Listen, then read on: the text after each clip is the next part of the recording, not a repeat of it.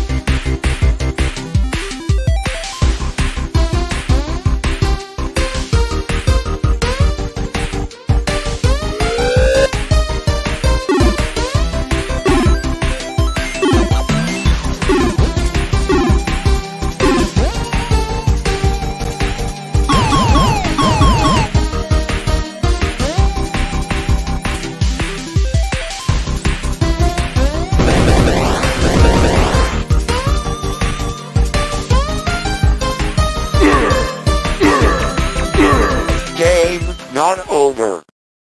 Hey, everyone. Welcome to another episode of Indie Comics Relay. I'm your host, Keith Gleason, creator of the Mighty Mascots and promoter for the Plastic City Comic Con. And with me is always Johnny C., creator of Sartana, Surrounded by Death and the Pond. For my cousin Roger. And our third co-host, Harry G., graphic artist extraordinaire. Hey, everybody. What's going on, Hey, fellas? How's it going? All right. How's it going? Good. I know this is like a little blip in our schedule. You know, like we're back to normal bi-weekly starting this week again, unless something else crazy comes up. You know, it's funny that like I should know better this deep into indie comics. It's like finding a balance with like work, life, things like that. You know what I mean? And it's like, especially when you have a week where it's a crunch, we're doing doubles, so to speak. It's like finding that specific balance between juggling everything is so tough. And it's like, it's easy to forget because I mean, you can stop, but indie comics never stops. That's the difference right there. You know what I mean? Oh man, So, 100%. Yeah. So it's been a busy week overall, and finding a balance between doing everything, supporting comics, supporting work and things like that. Awesome. Yeah, so I was thinking I had another person reach out. Remember Mike Spring? Mike Spring. Yeah, he wants to come on the show in the next month or two, so I'm gonna have to probably partner him up with another guest just to keep our schedule. And I also reached out to so Comics Wellspring started a YouTube channel. They have a guy that does interviews with like indie creators. And is it Anthony or it's not Anthony, is it? No, I forget the guy's name. I think it's Brandon something like that. Or so I reached out to them to see if they wanted to come on the show and maybe, do a little cross promotion, cross audiences or something. Yeah. So I'm waiting to hear about that. But if Nice. that one comes through, we may have to throw in a double week one of these weeks, Well, we're always here for it. You know what I mean? Yeah, exactly. And while we're doing this, I'm going to open up just whatever I got in the mail today. Yeah, exactly. I wanted to tell you, when we went to the movies the other night, Johnny, we ended up seeing American Fiction, which was excellent movie. It was a good movie? Yeah, it's really good. Nice. It has a lot to say about like so how could I'm going to say this delicately.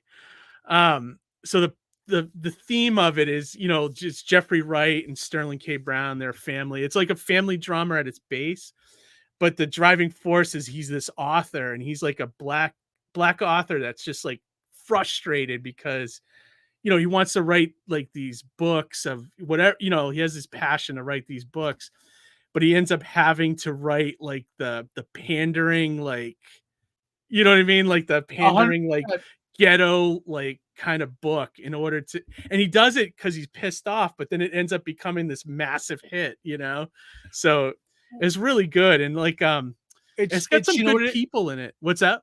I was just going to say, it's a testament to working towards something you like versus working towards something that you're told to do. Yeah, you know absolutely. what I mean? And I think there's a lot of discovery in indie comics where people like, their path is to work for the big two. Right? Yeah. And then in turn, and at least this is the way I found out over time, is that I find it more gratifying to tell my own stories than the stories that are told to me to write. Yeah, absolutely. You know what I mean? Me. You look like a cat burglar with that knife. Like, I just need to open the package. That's all. Sorry about that. I didn't mean to come off threatening in any way. No, but I would absolutely recommend that to the audience. It's a great movie. Yeah, and Jeffrey Wright and Sterling K. Brown steal it. They're both two awesome actors anyway. Yeah, you know what I mean? Like, they're so good. Johnny, Adam Brody, the kid detective from that movie Kid Detective. Awesome. Yeah, I love that. Great. I love that. So he plays like a shitty Hollywood guy, which I'm sure he'd be great like in that type of role. You know what I mean? Yeah, absolutely. So it looks like it is. What'd you get? Let me pump you up so here. This is our guest from a few weeks ago.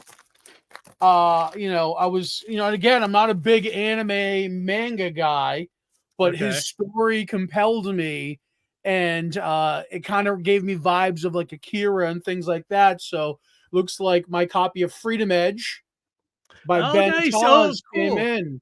Sweet. Very nice. Yeah, so this is Ben's book right here. I paid full price, so this isn't some free endorsement or anything. I genuinely was very interested in this book, so I picked it up, and it's now available on his webpage through Indie Planet. So check out Freedom Edge. It's a nice thick book here. He didn't sign it. I wish he signed it. Oh well. We'll have to hunt him down at a convention locally. Yeah. But well, hopefully we'll see him because he is local, So yeah, absolutely. So check out Freedom Edge. We'll find him. He's such a nice guy too, Johnny. Like he reached out to me after the interview, and I don't know. He's putting together some kind of I don't know if it's like a promo thing for people that have helped him along the way. And he added Indie Comics Relay to the list of, people that like helped him out or whatever. I don't know what he's using. Really I don't know if it's it is. I don't know if it's a banner for his website or if it's like, I feel like we came in so far at the end there that like we don't justify that. But if he feels that way, that's great. And I'm happy to have done, to be a part of that. You know what I mean? Yeah, absolutely. Yeah. Yeah, and like just cool. Like I hope he does more. It sounds like this was his like one opus, and he wasn't sure if he was gonna just do another one or just end it there or what. But so there's that story I've always wanted to tell, and I think back on that, and it still hasn't been told yet. And I think back on that, and I think if I did that and failed at that, I probably would have never made another comic book. Really, it's almost better that I didn't do that story first and ventured elsewhere, and it kept me plugged in. You know what I mean? I feel like that's my magnum opus. If I just took a swing out of the gate, which would have been my first thing, and failed miserably at it, I would have been crushed. You know what I mean? And I would have I just wouldn't have done any of this. You know, but it's still in the back burner. Well, you chose wisely then. I guess so. Maybe I don't think I could ever stop. Who knows? I'm like on that path. I don't think I could ever stop making comics. Like it's just, you know. Sometimes you're wired that way, you know, like you're wired creatively, or something in you has to come out. You know, like you have to give birth to it. Right? Yeah, no, it's slow like down, but you can never stop. Yeah. What's that? You can slow down, but you can never stop. That's the thing. Like I'm glad I'm not with a certain publisher that we won't be named, but I'm glad I'm not there because I was able to slow down, you know, and take a breath now and kind of refocus, you know, which is very nice. liberating to be the master and controller of your own path in that regard. You know Speaking what I mean? of masters, absolutely. Have you seen that show that Masters of the Universe? Haven't watched it yet. Have you watched it yet, Johnny? No, I dipped out after that first season, and they had that first season was pretty bad. Although I heard this one's way better. Death fake. You can't have one season that has 2 death fake outs in one season. That just doesn't work in such a short period of time, too. Like, well, I don't know. No one wanted that season Sheila to be the main character. Like, I'm sorry. Like, you know, I didn't realize it was a multiple season thing. I thought it was like a brand new season of He-Man or whatever, or Masters of the. Yeah, I don't mind Tila. I don't mind Teal and stuff. Sorry, didn't mean to interrupt you. Okay. I don't mind Teal and stuff. The only thing the shoddy writing is what turned me off from it. You know what I mean? It was pretty bad. Yeah, it was like almost like a misfire on like, you know, like that's not what Master of the Universe fans wanted. You know, it's a pretty amazing cast, though. I mean, like it is. Yeah, I agree with you on that. But I also got to admit the new season does look good. I may check out the first one to see if it's any good. It's only 5 episodes, I think, or something. Yeah, but the 20-something minutes each, and I've been struggling to stay awake through the second. I mean, I'm not saying it's bad. I'm just saying you're just tired when you watch it. Whatever. For whatever reason, maybe because I know it's a cartoon. I'm like, I'm not that into it. Or maybe who knows? But I mean, I love cartoons, but I've been struggling to stay awake. I highly recommend Cryptopolis right now. If anybody's watching, great so far. We're about I think we're on episode 9 on that one. I think that was really fun. Yeah, it's good. Yeah, it's a good show. It is really funny. It's Dan Harmon. It's the guy that co-creator of Rick and Morty, and a lot of IT crowd, people in there. Yeah. The voices are great. All the guest stars and everything. Yeah, it's a great show. But yeah, let's bring in tonight's guest, and we'll zip through the comments here. Yeah, absolutely. As we're shooting the shit here. Yep. Tonight's guest is a returning guest, Ari Gross. What's up, Ari? Welcome, everybody. Back, Ari. Thanks. How you guys going? Good, man. Good. Yeah, we started a couple weeks ago. You know, bringing in the guests. You know, usually we zip through the comments before we bring in the guests, but we ended up getting a great conversation out of the comments with the guests. So we were like, why not try it again? You know, so sounds good to me. This is Keith mining for bits right now. Absolutely true. Gotta keep it going. Got my wife in the chat tonight. Indie Comics Relay is the best way to start the week. I couldn't agree more. You know. Hey, we got our buddy Brandon from Dismay Comics. What's up, man? Good to see you, buddy. Johnny C's in the chat. Hey, man, over here now. If you're there, who yeah. Who is that guy? Timey-wimey nonsense. That's right. Yeah, right. Keep him out. He's got a knife.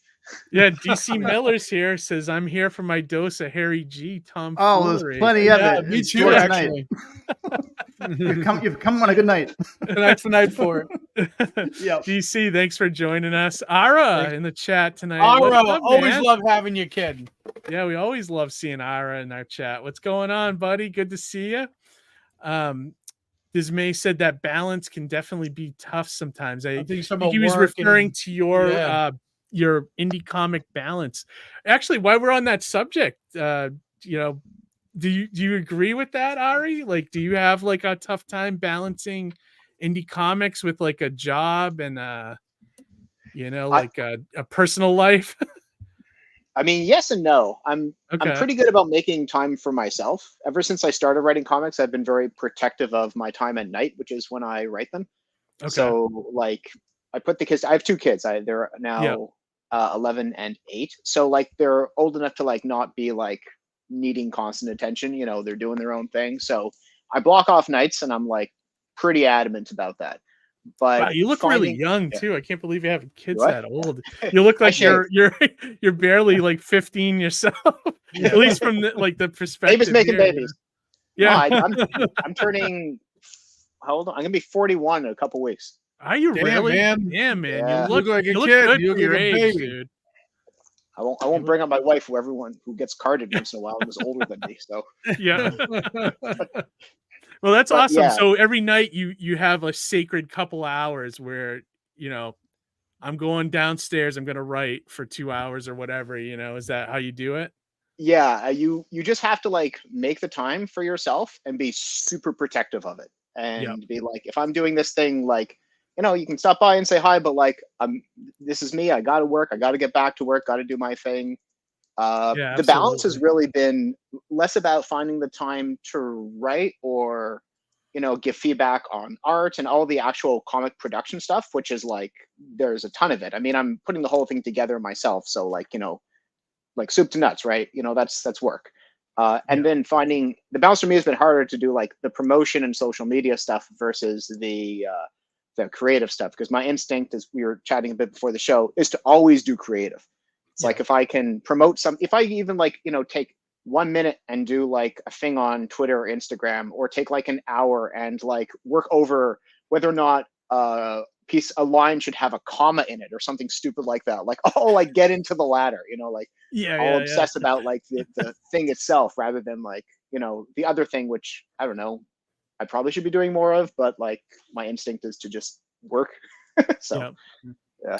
Where's the balance between the allotted protected time for creative work and personal Ari Gross Xbox PS5 wonderful movie shelf watching. of comics life back there? Oh, that's a hard balance right there. I mean, I've been coming up to the campaign, I like tried to kill the campaign jitters, being like, I'm gonna play this like small game that people have been talking about called Baldur's Gate 3. It should take like no time at all, right? Like, so like a 500 plus hour game or something? Is it?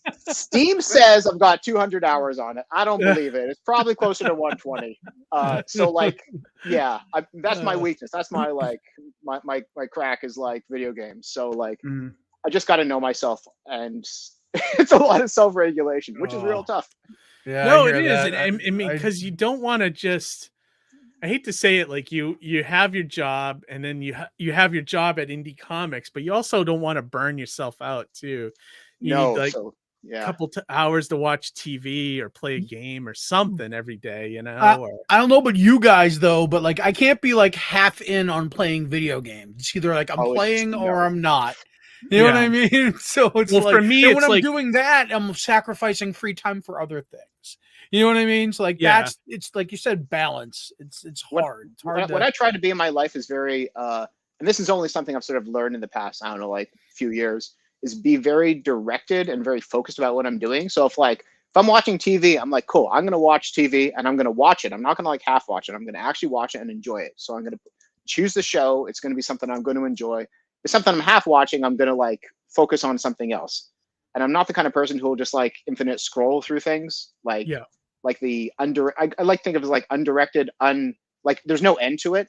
Where if you're working on something, the end to it is like, did you finish the page? Did you finish the feedback? Did you finish the one scene that's driving you nuts, or the line that you want to fix? Like, you know, there's milestones to that where like just scrolling through Instagram or TikTok or whatever, like there's no end, and I can't do that. Like I've told myself like, don't do that, because I see a lot of people do that. Yeah, because you can just keep going and going. And 4 hours later, it's like 3 a.m. You're like, what have I done? At least if I'm playing Baldur's Gate 3, 4 hours later, I was like, well, I played Baldur's Gate 3 and I've had a good time. Like, you had some satisfaction with that. Yeah, Facebook, oh my God, especially is bad. Like you get sucked into everything on there.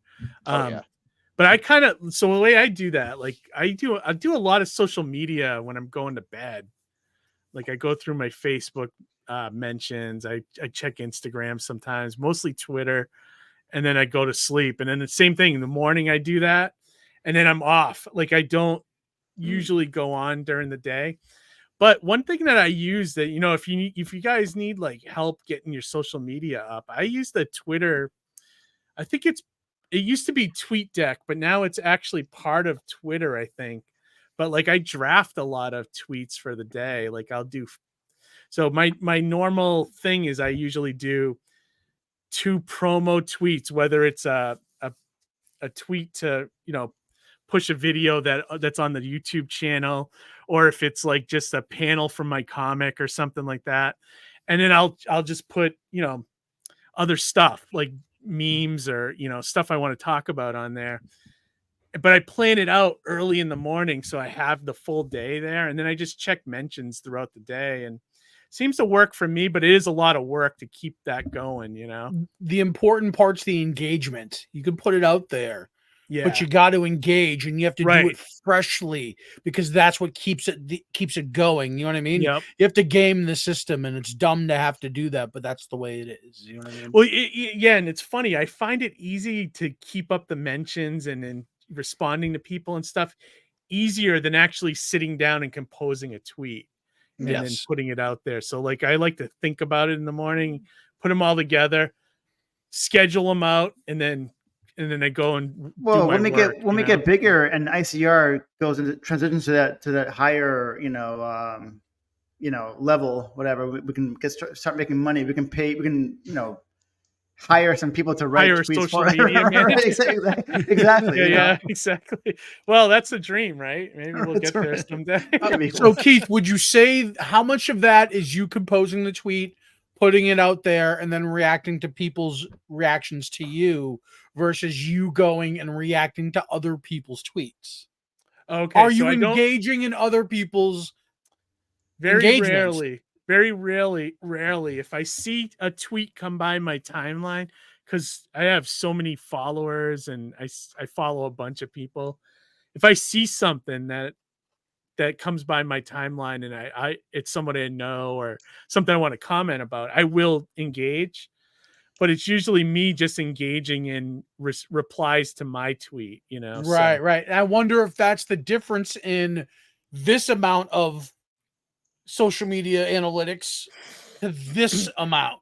Yeah. Like, is that a missing component? You know what I mean? Like, is that part of the system? I mean, I see your tweets do very well, and some of them skyrocket through the roof, right? Yeah, but they're usually never my promo with tweets. minimal engagement. You know what I mean? Yeah. It's funny, like, yeah, you're right. Because like usually the ones that skyrocket is about like some stupid thing, and like I think the last one that I had that was viral was about Chip and Dale and looking like Tom Selleck in Indiana Jones. And which like I never noticed, and that blew my mind. I know people are going nuts about that. That thing was going for weeks. And yeah, but then I put up a tweet about a video that I released, and it gets like, very little engagement. The ones that do okay though is every month at the beginning of the month I'll go through the Diamond catalog, and I'll highlight like 5 or 6 indie books that are coming out that look really good. And when I tweet about that, I do tag all the creators of those books. And if one or a couple of those creators engages with the tweet, it usually does really well. Like we're talking like a couple thousand views and a lot of retweets, so. Mm-hmm. And it also brings some traffic to the channel because people start to they notice what they're like, oh, this is cool, and we get subscribers. So, and it brings eyes explicitly to Ari Gross's Wardens #1. Yes, absolutely. Yeah, Very exactly. nice. Yeah, like that. Johnny is pretty good at that. What's that word? He's a segue? master of the transition, like segue. Segue. I do a good segue. Yeah. Now remember, I went to school for radio broadcasting. He did. So that's a skill set that was learned that I have no use for in real life other than right here on Indie Comics Relay. Yeah. Well, it comes in useful. I mean, it comes in handy though. Here, but, now, yeah. Well, and Johnny, it's a good you reel people back, to To, look at that. We were so far off the rails, I had to pull it back in. And I think I'm the master of non sequiturs, because not to go back to what you were talking about before, Tom Selleck was going to be Indiana Jones. You guys, you know that? I did know that. Yeah, I didn't know that either. Yeah. He was too the original. Quigley Down Under that he couldn't be Indiana Jones. Well, because he was doing Magnum PI. He was Magnum PI as well, right? So he did it instead. So, but he was going to be Indiana Jones at one point. Nice. That's a fun fact. Yeah. So we should do bits that are Harry's fun facts. Yeah. Oh my God, you have no idea. Yeah, I should make like a little video, like whenever he does a fun fact, and we can put it up. You know? Do you know babies can swim right after birth? Immediately after birth. That's a true story. They can hold their breath at least. Right. Fine. Right. He's like the kid from Jerry Maguire. Yeah, spitting out the facts. I love it, Harry. Or Rain Man. You're the best. I love it. Rain Yeah. Hey, Rain Man was pretty suave. Let me tell you what. We need a Johnny Stegway now to get back. But before we talk about Wardens, which I definitely want to talk about, let's like zip through some of these more. Some more comments. We didn't even get through all the comments yet. I know. We stopped on an interesting spot, and I thought, why not? Let's see. Heroinberg in the chat tonight. Wow, I haven't seen you guys in a while. Hail to Keith in the panel. What's up, man?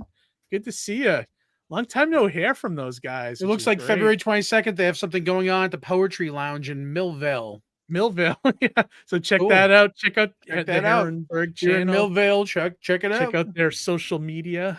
And then Amy says, is it balancing or juggling? Yeah, well, it is. Spinning multiple plates all at once and keeping them all spinning all at the same time. Yeah, exactly. Christy Dave is in the chat. She just wrote Grayson. I don't know what that's a reference to. Robin. Are we talking about Nightwing or Dick Grayson? Batman. Yeah, were we talking about? Oh yeah. Do you have any Dick Grayson in the background there? I got some Dick Grayson right here. Oh, there you go.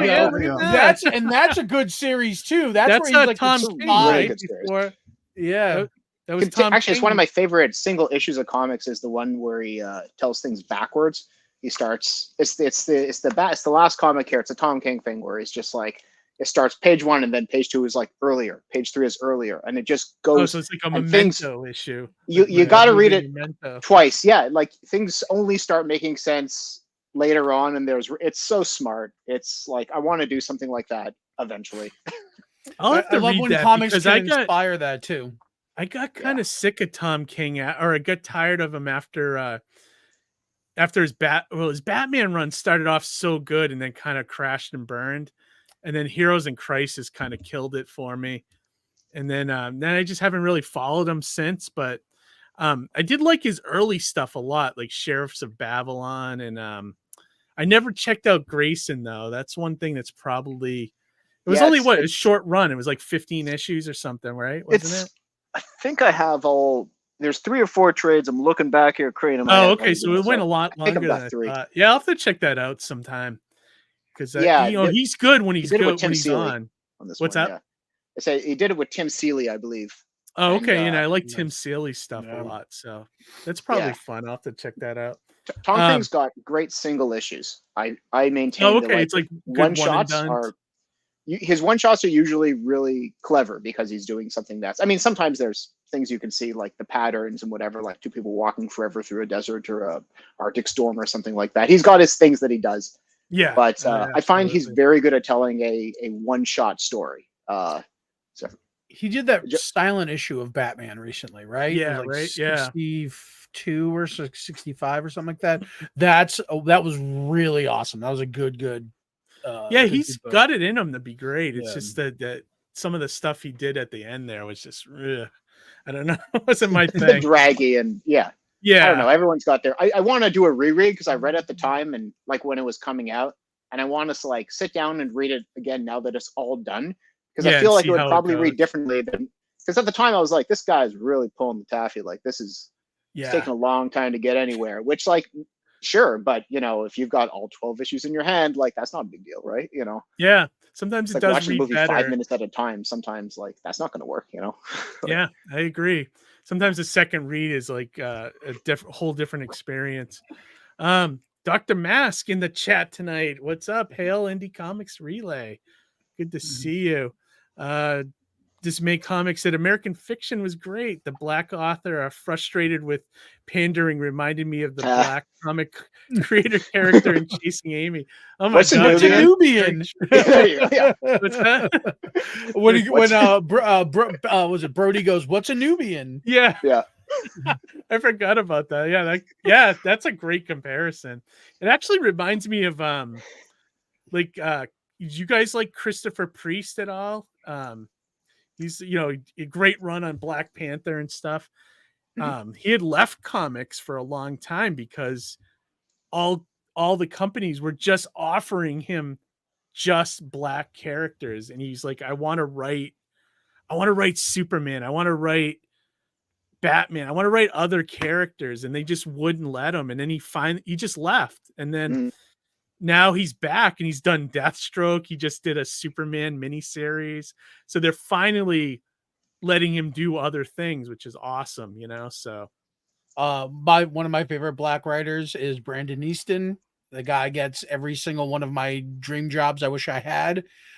He's done Mask for Hasbro or IDW rather. He's done Judge Dredd. He's done Trek. He's done a bunch of books. Perfect Brandon discussion. Easton, what's that? Oh, sorry. No, this is a perfect discussion for Black History Month. This is like there you go, Harry. It all ties in. Segue.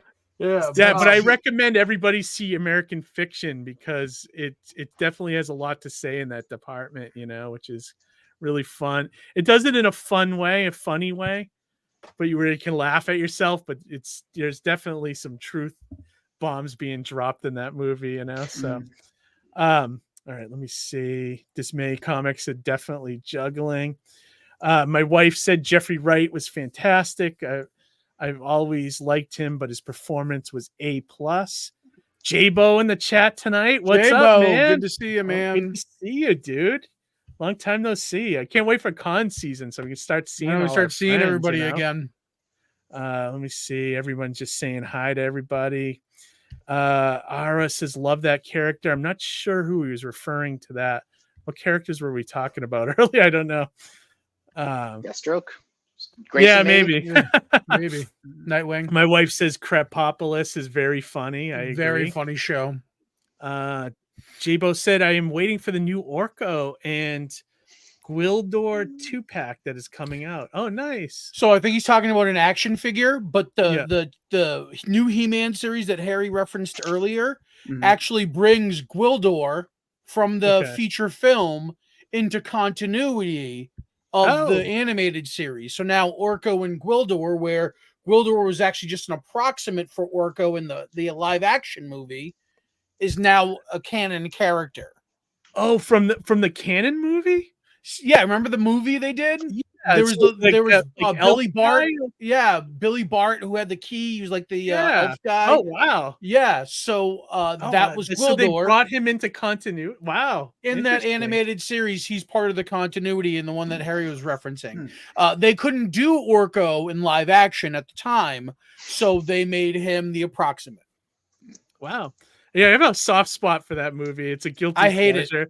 That's the first time in my life where I saw an adaptation of something and I left a movie sorely disappointed. I hate that movie with a passion. I could go on for 45 minutes straight. I could kill this whole episode talking about how much I hate Masters of the Universe. But we don't need to get into that level of psychology with me, so I'll just put a pin in it right now. Johnny, you must be happy that that's the movie that killed Canon Studios, right? So, fun fact here, I'll sub in for the fun fact for Harry on this one. Please. The movie Cyborg with Jean-Claude Van Damme was reworked from the sequel that they were going to make from Masters of the Universe. Oh, really? Are we talking the original? Are we talking the original movie? Even what's that? Like how? Like it's so. Like, what's the connection? Because I've seen Cyborg. I don't remember. So recently, I just remember him like walking through a wasteland or something. So right? Some of the outfits, some of the sets, some of the story beats. If you look at all the villains and characters in Cyborg, they're named after guitar companies. So they had to just sub in names. Like the main villain in Cyborg is called Fender Gibson. Tremor. Like, come on. You know what I mean? Like, so they just like subfit all that stuff in what would have been a He-Man story. So I don't know how the pieces fit, but that was those are the bones of the He-Man. Is it like the way they retooled like a Lethal Weapon script to turn it into Die Hard 3, that kind of thing? Like, I didn't know that, but I knew that didn't know that? Columbiana is the reworked sequel of The Professional. So if you watch Columbiana, they switched that movie around. They rewrote it so that way it's no longer so the main character would have been Natalie Portman grown up and then an assassin or whatever. Then so they reworked that, and that would have actually been a sequel to The Professional. Well, think about Die Hard 3. They put Samuel Jackson in there. So, like, if you look at that as like a Lethal Weapon movie, you know, that makes retooled, sense. You know, and it was fun like a Lethal Weapon movie is. Yeah, absolutely. You know what I mean? Yeah, right. Totally different than Die Hard 2, for example. Yeah. I heard another what do you call conspiracy theory or whatever, that the father from Family Matters, you know, Urkel's dad or whatever, you know, like that guy who was in Die Hard, the first movie, is the same character throughout. You know, he keeps like you know, it's the same guy. Like, is that what you're just talking about? Or the cop? The cop. Winslow? That he's the same guy in Family Matters, right? And every you know, okay. It's a weird thing. Interesting theory, but because he was a cop in Family Matters as well, right? Right, I think so. Yeah, So it's the same guy who like lost his job in New York and then somehow ended up in like, you know, whatever, being Urkel's dad. That's like saying that Heisenberg is really the father from Malcolm in the Middle. Kind of like that. He just went into hiding, and he had a secret family. He became a goofball. I forget the connection. Right. There's like 4 different things that he's connected to. You know, from Die Hard to being Urkel's dad. I don't know how. You know, like 4 different things. Nice. Get the board out. Get the red string out. Yeah. Moving on in the comments. Pepe Silva. Yeah, exactly. Dr. Mass said 2 weeks in a row. Nice. Yeah, I love that. Yeah, hells yeah. Working overtime. Tomfoolery is a word we don't use enough. Yeah, we should. True. Yeah, that and haberdashery and old-timey descriptors are coming back. Dr. Mass says, I guess I am lucky, not really a video game guy. Play Atari and Nintendo, easy to turn those games off. Yeah, I don't know. I had a pretty bad Pac-Man addiction for a while. Yeah. It was rough. We were at Fun Spot over the weekend too. I love going to that place. That's fun. You know, just what did she? Amy said, "Haha, I rage quit Atari and Nintendo." Amy said, I don't respond to other people's tweets and comments much because I always end up fighting with people or getting in trouble. Yeah, I know. And I've had to quiet Amy a couple times because she Amy's like, because I hate humanity. Well, she loses it a little bit, you know, when she tweets and stuff. So it's easy to. There's a lot of, you know, free speech is great, but there's a lot you got to wade through. You know what I mean? Everybody's got their opinion and they're entitled to them, but they're not always the best. Sometimes you just got to sit and like think about it for a little while before you respond. If you do it from the gut. That could get you in trouble. I'm too tired to fight people. I know. Oh my God. I used to like to. I don't like to anymore. I know. Well, nowadays it gets you in trouble. Amy Burt. Yeah, I always try to stay away from the drama. It's tough these days. Yeah, absolutely. Amen. Let's say I think Christy was tagging a friend. I don't know what she's talking about there. Dr. Mess said, sorry, Tom King got me to quit mainstream comics. I collected Batman for 30 years and he made me stop. Wow. 30 years of he killed 30 years of Batman for you? Seems a little extreme. I mean, you don't just have to read Batman if you don't like it. The Bane stuff killed me towards the end, but like I kind of understand it a little bit. Like, but so with me, I quit the run before it was over. And then when Tinian came in after Tom King, I decided to give him a shot and I loved it. I've been collecting it since then, you know, so the mainstream Batman book's been actually pretty good for a few years now. Tinian, and then there was and then Chip Zdarsky's writing it now, and he's been pretty good with it. Tony Sedani, hey man, haven't seen you Tony, in a while. what's up, man? He said mask with 4 exclamation points. Mm-hmm. Your mention of mask, Johnny. Yeah, Brandon Easton's book. Yep. I think I have Tony's book on the shelf here somewhere. Oh, nice. Tony said con season is coming. Get those new banners printed. Yeah, absolutely. Yeah. I actually need to get a new banner myself. You have a banner for conventions, Ari? Not yet. I did print out a poster the other day, though. Do you do conventions or no? I will. My hope is to do the Toronto Comic Arts Fest TCAF this year. We'll see if that works out, and probably also Fan Expo, which is in Toronto. I don't think Wardens will be out by the time Comic-Con. I think that's pretty early this year, like in a month. So I'm aiming later in the year. Nice. Johnny's showing off Tony's book. What's that? Turn to Randor. Mm-hmm.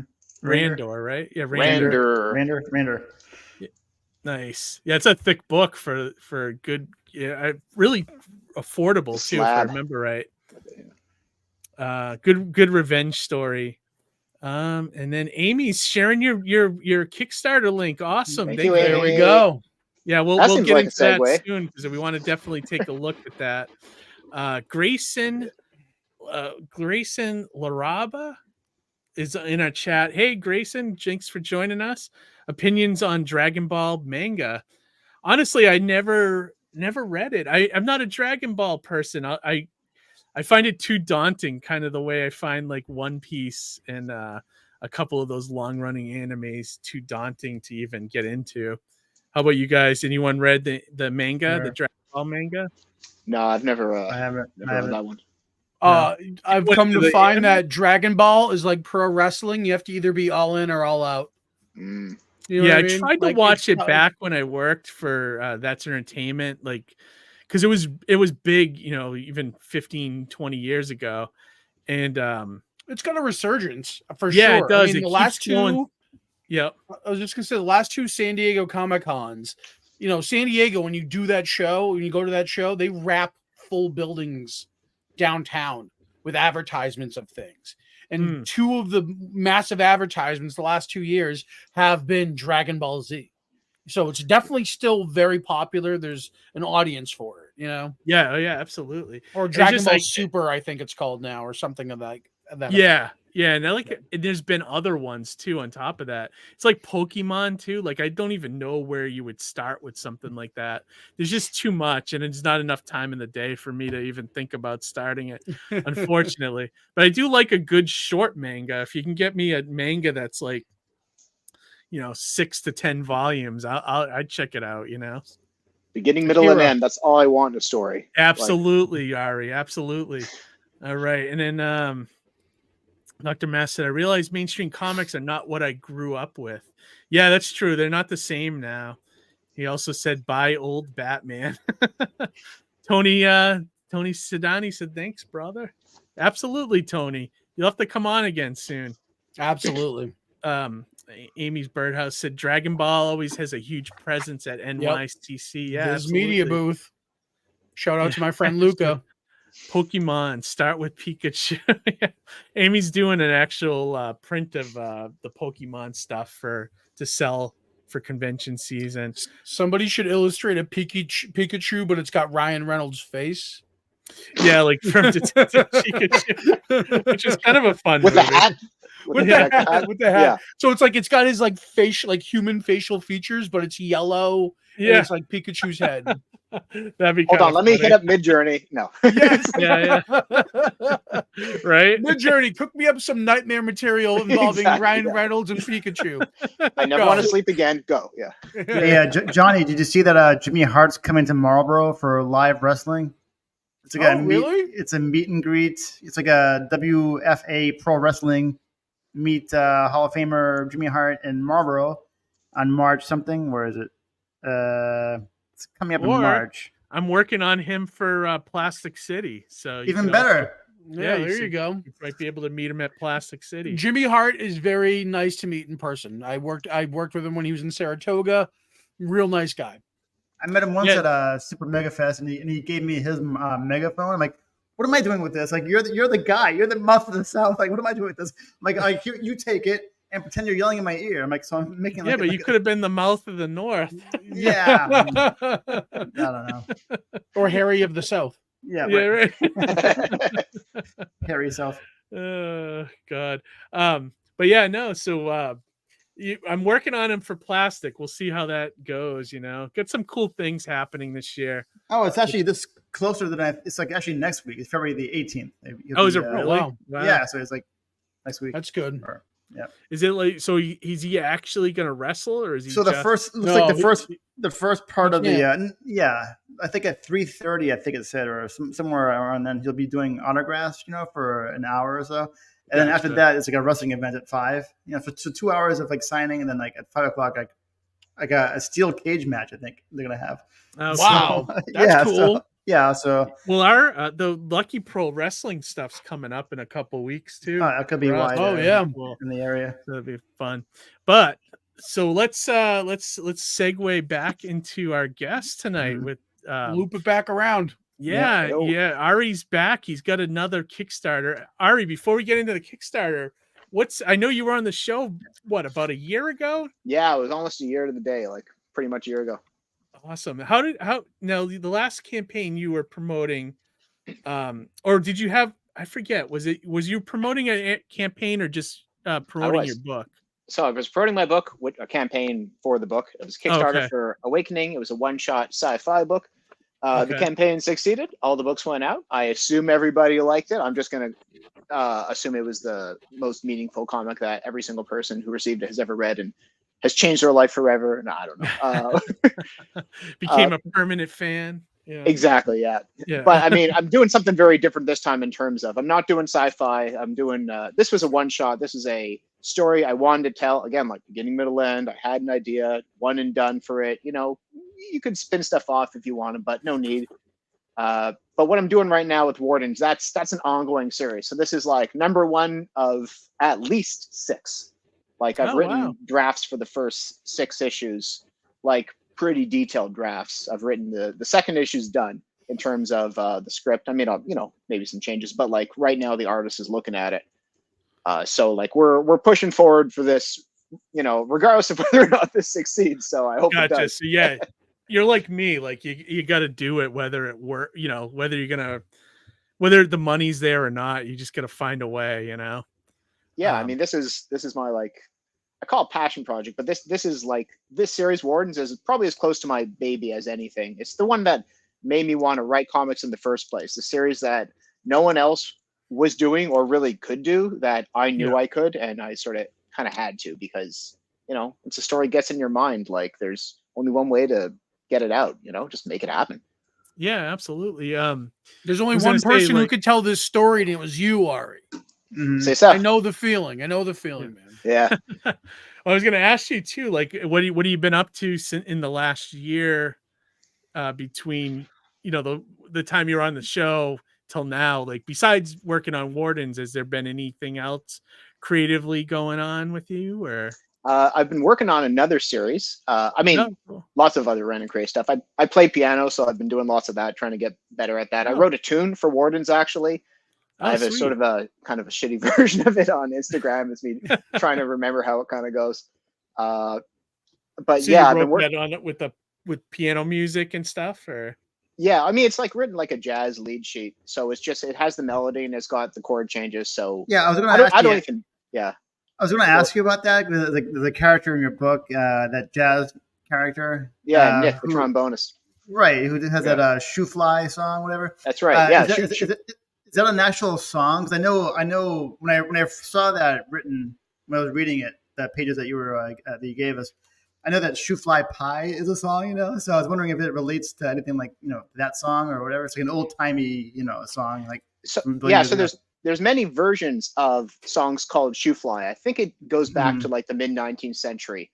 Yeah. And I kind of hit on it as what would this guy in the 20s trying to like make a new song do, like pull on something that people know, but put a new spin on it, Yep. And I feel like a lot of like that sort of fits well with the character. And once I just sort of like got the melody of like da da da da da da da da da da, I'm like, okay, well, shoe fly, don't bother me. Then the rest just sort of kind of wrote itself. No, it's cool. That's like a fully actualized song. It's pretty cool that it's a real song. Yeah, it's actually. I mean, it's a song. I wrote a song. It's in there. Are you somehow gonna incorporate that into your comic, or somehow like maybe as a freebie, like a single or something? I'm thinking about recording it somehow. I mean, I do know a lot of musicians, but I haven't leaned on anybody yet. In the meantime, you'll have to tolerate my half-ass piano playing on Instagram. Do it yourself. Well, I was thinking of that when you mentioned that you did piano. I feel like that could help your indie comics, with like what Harry was saying, like a bonus reading soundtrack, or like you can almost like compose some songs based on the reading experience as you go through and stuff. How like some like creators will kind give you a thing, soundtrack, like a playlist to listen to, or they'll create like a Spotify playlist to like, here, listen to this while you read this book. Maybe for the audiobook. Is there an audio comic book thing? Is that a thing? Is that a thing? I don't know. Audio comic books? I guess you could do something. Actually, I've heard people do that where they like a radio record a radio play of their comic, like with Foley and everything, like Foley. Yeah, all the effects. Yeah, absolutely. Yeah, like old timey, old school, radio. But they just take their comic and they convert to that. You know what I mean? What a cool idea, though, right? To have I used to do that when I was a kid. I would take a Spider-Man comic, and I had like a tape recorder, and I would do the voices, and then like I remember like when it was a thought balloon, I would take a glass and I would talk into the glass like, I wonder how I'm gonna pay the rent for Aunt May this month. Like with a glass. That's cool. So that's how I did my Foley. Oh, that's a good idea. Yeah, it was like I had that foresight when I was a kid, I guess. So like I can't promise people a song every issue, but there's at least a song every 2 issues. There you go. I think I've got blues in issue 3 and like something else coming in issue 6. Yeah, like I don't know. I write a bit of music.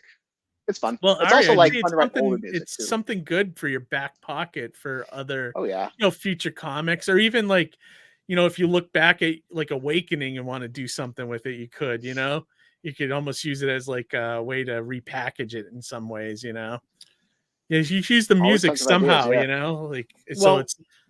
Go ahead, Johnny. I was just going to say, it's just taking something from your life and repurposing it and putting it towards your creative comics. Like I was a barista for 8 years of my life, found a way to incorporate that into the stuff I do with comics. You know what I mean? Yep. Yeah, it's awesome. Yeah. If you can find a way to do that, it's perfect. That could be a TV show, actually. The barista, Yeah. like the maid or whatever. Like the mentalist. Right. He knows your coffee order before you do. Isn't that a TV show too? Like the maid or your name, or the house cleaner? Oh, the cleaning lady. The cleaning, right. You could be the barista, like Beretta almost, but less. Yeah. Nothing like a story about a man and his parrot. Right. Yeah. Dr. Mass said that's awesome. Oh, look, we got Dark Stream Studios in the house. Jared Brown. So he's working on issue 4 of Advent Dark right now. Nice. Which should be available soon. For those who don't know, I wrote. Yeah, I'm gonna hit Jared up. He had said something on, I think it was Instagram or something a while ago about wanting to I don't know. He said something about Plastic City. I don't know if he wanted to be there or what. I'm telling him that you should do it. You should do his letters. I've said it before. Oh yeah, if he ever wants to hire me, yeah, absolutely. But yeah, if Jared, if you want to do the show, hit me up. Let me know for sure. Because I'm about 50% sold out at this point. And I gotta go check out the actual hotel. This coming week or next week, and just take a look at the floor plans and make sure everything's kind of going in the right direction, so but yeah, let me see. Dr. Mass said, I really want to try the radio drama thing. Love listening to them. Right. Yeah, I feel like that would be a good thing to add that's a good perk, right?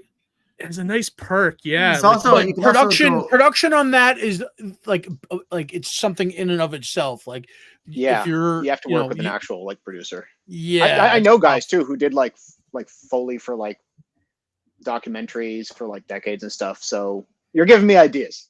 Yeah. Yeah, I mean, if you could get Well, the actors, I mean, there's so many like free sound effects online you can use, even on YouTube. You know, like when I make videos and stuff, you could pull like a ton of sound effects just off of YouTube. So I feel like that part's easy as long as you know how to edit, but like getting the actors to act out everything, you know. And the character voices can be like over the top, like crazy. You know, you don't have to be like regular speaking voices. They can be like crazy characters. You know, like the more eccentric, the better. Yeah, absolutely. And let me see. Jared said, "I'm drawing right meow." What do you know? Naked shower chick. Well, oh, he said yes, Plastic City. Okay, yeah, definitely hit me up, man. And then he would say, I pay in back rubs. Klein. I'll hit you up later for the show, not back rubs. Nice. Dr. Mass said Rob Geronimo is doing vinyl soundtrack for his next campaign for Blood Realm. That's cool. I think he should. Really cool. I mean, I love Rob, and I think that'd probably be the next step for him is to do a nice soundtrack for that comic, you know. But all right, yeah. So back to Ari here. So tell us a little bit. So you said Wardens is going to be a ongoing series. Could you give us like the quick elevator pitch for this one, Ari? Sure. So Wardens takes place in Toronto in 1926 during the Prohibition. It takes place in a neighborhood called the Ward, which is one of Toronto's first multicultural immigrant communities. At the time, it was a lot of Jewish immigrants from Eastern Europe, a lot of Chinese immigrants, had a black population that had been there since people were, fleeing the South Underground Railroad, like back in the 19th century. A lot of Italians. So it's an interesting sort of mixture of lots of people coming together. And at what time Toronto was pretty Anglo-Saxon. It was like pretty white, Irish, Scottish, English, that kind of thing. So this is a little community that sort of existed next to the rest of the city, but like didn't interact with it as much. And it was basically the slums. It was like the poor immigrant neighborhood that most people didn't really want to go to, or if they went to like a show or something like that to see. So what I want to do is I want to focus on this community and the different people within that community and how they come together and the tensions between them. So Wardens, the main character of Wardens is Rachel Tessman. She's Jewish. She grew up in the Ward with her sister, and she's a seamstress. She's working at one of the main factories, like many people in the Ward actually did. And sort of a tragedy befalls some people of the Ward. The part of the factory burns down and gives rise to a new supernatural, a Kabbalistic sort of Jewish magic motivated supernatural entity called the Shmata, which is a bunch of possessed clothing out for bloody revenge on whoever burnt down the factory. And there's a whole bunch of other stuff that's in there, but that's like the closest I can get to like a 30-second explanation. Keith, before you bring up any image for the artwork, Ari, let me ask you, the art style, was that something that you did you specifically choose that? Is that something? Okay. Oh, yes. All right. So Keith, can you bring up the art style as Ari's explaining this? And then I'll have a follow-up question. Exactly. And I had a question or just something. There's just something there. Yeah. So Ari, go on, please.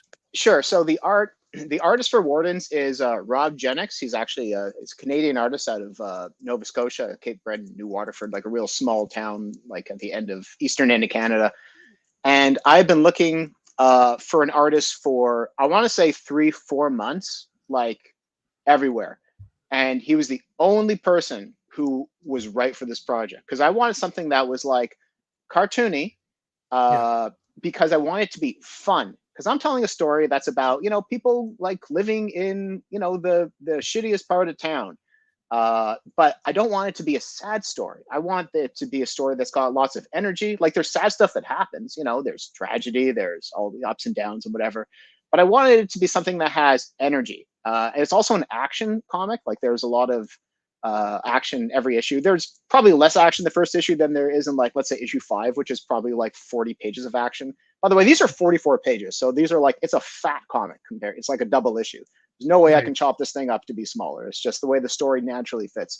The art like reminds me of like there's a cartoon on Netflix called like Hilda, I think is the name of it. That's what it looks like to me, a little bit like that. And that's, I guess, a famous YA book or something? I think it was a comic series, actually. It's like a it's a comic series. Okay, yep. Yeah, especially this. I forget who published it, but this it's not woman like looks exactly like. Well, this ripped right from that book, you know. Well, this image resembles is the Mario Brothers Mario, right? Like that is a Mario spoof, right? Yeah, that's 100%. Great. Yeah. So the vibe I'm getting, and the vibe I got from just the art style, was two things that came to mind immediately. The first one was Rankin and Bass, The Hobbit, because your main character kind of gives me that Frodo vibe a little bit, you know, but also just like the wide, bright eyes, the smile. You know, there's a certain level of hope, I would say, that's conveyed in the overall general design there. And then the other one, specifically from the Mario spoof here, feels a little bit like that cartoon Steven Universe. Oh, a little bit like that, yeah. And I got those vibes. And then there's another one actually that just came to mind called I think it's called like Carol at the End of the World or something. Is that and recent? The art what's that? Is that like recent? I don't know. It is recent. Yeah, it's recent. I forget if it's Hulu or something like that, but the art style and some of the side characters kind of give me that vibe as well. So all kind of things I wanted to kind of get an idea of where your inspiration came from and to see if any of that aligned with what I had in mind. Yeah, I mean, I can't say because I'm not the one doing the art. I can't say I drew it like that, but I tried describing what I wanted from the artist, and he gave me something, and I was like, that's too realistic. And I realized I was describing it too realistic. I said, just like do that, but like make it more cartoony, and like look at Mario. Like I was like, look at Mario's body. That's kind of her body, because Rachel, like her character, she's short, she's stout, she's broad. She's like based off the, you know, the body structure of like most of the women in my family, it's my mother's side, who are sort of like these, I don't know, like 5 foot tall, but like don't mess with them. They're like they look like they will kick your ass just because like they're built. And that was sort of the vibe I was going for with her, because that's sort of her character too. She's a scrapper, she's a fighter, she's sort of a back alley brawler, grew up in like the, you know, the back alleys of the war, just like, you know, fighting with her best buddy there, Ben, who you'll scroll down and see since they were kids. And so like that's not her sister's thing, that's her thing. So when it comes to like her sister, you know, her sister's got a different body type, and then her sister's boyfriend, Sonny, he's totally different, and he fights different, and he moves and acts different. Like everyone in my head's got their own sort of, you know, their character and their body, and it all has to sort of work together as a package, right? So I wanted the characters to come off very different in terms of how they are, because you don't want, especially with a cartoony like style like this, you don't want like, you know, 5 main characters all looking the same and acting the same expression, same whatever. Like, you know, you got to have some varieties to really, you know, I mean, obviously any story you have to have variety amongst characters, and certainly visual variety is as important as in terms of the way they speak and everything, you know. Did you already answer the question of what inspired this story, this comic? Why is it your passion project? Like, what?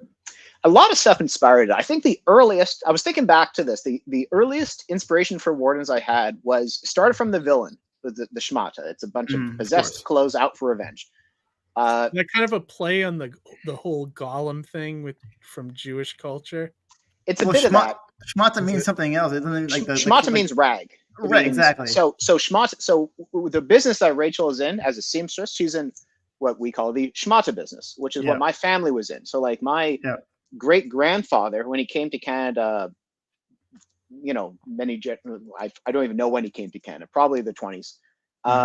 He, amongst other things, I think he was a farmer for a bit, like in rural Quebec, but he ended up moving to Montreal, and he started tailoring, and then he had a dressmaking company, and he taught my grandfather how to make dresses, and my grandfather did that before they, you know, folded the business and then did other stuff. But it's a huge part of like the Jewish experience, at least in Canada and the US and other places too. But the Jewish immigrant experience from about 100 years ago, late 19th century to let's say 1930s, to be in the garment industry. Like when I was growing up in Montreal, if I needed a blazer and pants for an occasion, I didn't go into a store. Like my dad took me into a warehouse because we knew the guys who did it. Like that's the community you're dealing with. I'm like, and they were like old school Jewish, old school Italian, like all. Yeah, I'm very familiar well. with that actually, because like same thing with me, because I grew up in a Greek family, you know, and my parents were both immigrants, so same kind of thing. If I needed something, you know, hemmed or whatever, I go to like a tailor, like a Greek tailor, and so that's right. You're not paying full price for pants. That's crazy, you know. Right, exactly. I know, really, guys, yeah. And I dated a Jewish girl for like 7 years, and when we first started dating, she saw my closet. It's like, Harry, she got rid of 2 trash bags of my schmata. So I'm very familiar with that term. Yeah, that's that may not just be a Jewish thing. That may be just a female thing. Right. But no, so I'll tell you the earliest inspiration for Wardens that I can think of, aside from all the family stuff I want to bring out, was I was reading Gotham by Gaslight, I don't know, 5-6 years ago, something like that. Yeah. And I got the idea of, I was like, wouldn't this be cool if we had a Victorian ragman? I don't know why I landed on that. And I was like, I want to see an old style ragman. And somehow was it based off did you base the ragman off of the DC character?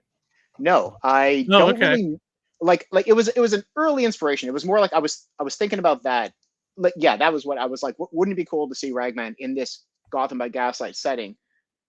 Maybe I was reading something else that was making me think of ragman. I don't know. It's not a character. Do you know that character though? Do you know that only DC more character? After like I started, like only recently. I'm not like really. I wasn't really big on ragman, and I didn't even realize it was a Jewish character until I started writing, or it was sort of retroactively became a Jewish character it's in the a 90s, play on the Gollum thing. It's because Yeah. each of the rags is like an evil or a spirit that's like seeking vengeance. It's like a living suit, basically. It's really cool concept. Right. It's a collection of sort of souls, which is like exactly what the Shmata is. The Shmata is 6 people who died in this fire, who have then collectively been sucked into these clothing, and the only thing keeping them together amongst their disparate personalities is their desire for vengeance and rage. When I read that line, I thought of the "We Are Legion," you know, Ghost Rider, whatever villain. Yeah. There's a few times the Shmata even refers themselves as a legion of something, you know. Oh wow. Oh cool. Yeah. So yeah, like it all started with the villain, which is interesting because I don't know how many stories start with a villain in mind, but for somehow that sort of snowballed into this, and I updated it from the 1880s to the 1920s because I was doing some research on the history of Toronto, and somehow there was a book that came out a few years ago called it's called The War. It's a history. It's like an anthology history of the neighborhood. It's like kind of thick, and so like I picked it up and I was like, oh, this is perfect. Like it just things started clicking into place, and then once I figured I wanted to set it in the 20s because I wanted to be during Prohibition, so I could have a whole like that aspect to like the crime, people fighting over like control of like liquor and stuff, which is not a big thing in the first issue, but that's a motivating factor throughout the whole series is you know, this whole like crime sort of gang war thing, which wasn't even a big thing in the actual ward. Or if it was, it wasn't as big as it was in like the Lower East Side, where you had like serious, like in New York, like the gangs in New York were like gangs of New York. The gangs in New York at this time were like more than the gangs in Toronto. This is more like petty crime, people living in the slums, hustling kind of thing, rather than like. But I don't care. I'm bringing it in.